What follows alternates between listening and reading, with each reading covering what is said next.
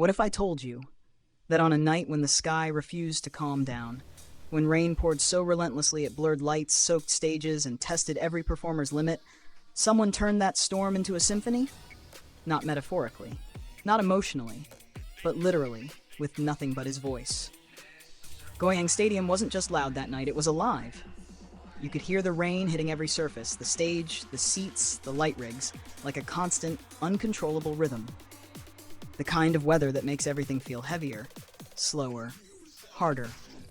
And yet, the moment Jin stepped onto that stage, something shifted. It didn't feel like a storm anymore, it felt like a scene.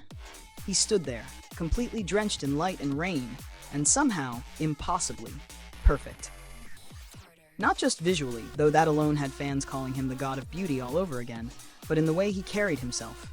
There was no hesitation in his steps, no strain in his expression, no compromise in his delivery. Just calm, confidence, presence. And then he sang. And this is where everything changed, because when you think of live vocals in those conditions, you expect instability, you expect strain, you expect something to falter. But Jin, his voice didn't shake, it didn't crack, it didn't get lost in the rain or drowned by the crowd, it cut through everything. Clear, silver, precise. Every note landed exactly where it was supposed to, like he wasn't fighting the storm, but controlling it. Fans didn't just hear him, they reacted.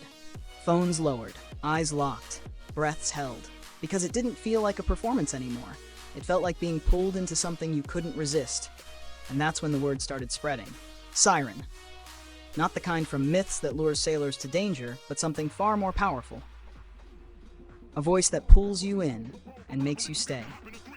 A presence that makes thousands of people feel like they're the only one in the room. A performer who doesn't demand attention, but naturally becomes impossible to ignore.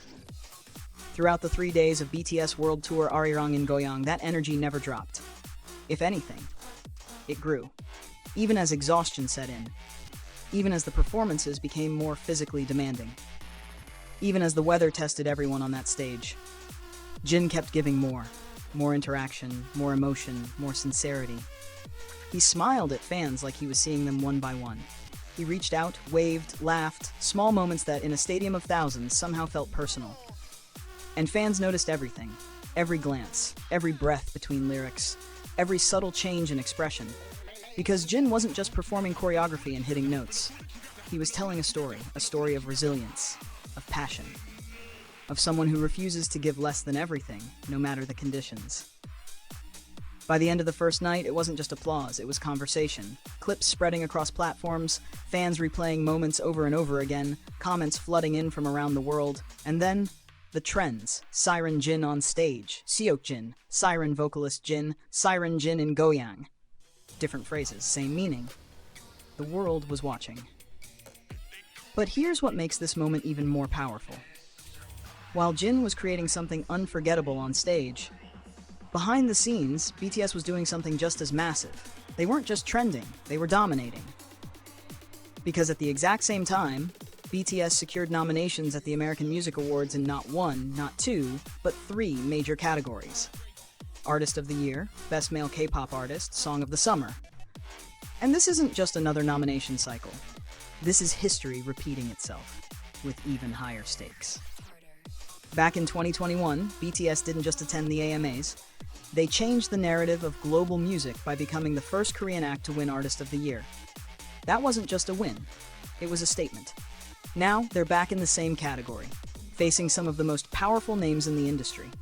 Artists who define eras, who dominate charts, who shape global trends. And BTS? They're not standing behind them. They're standing beside them.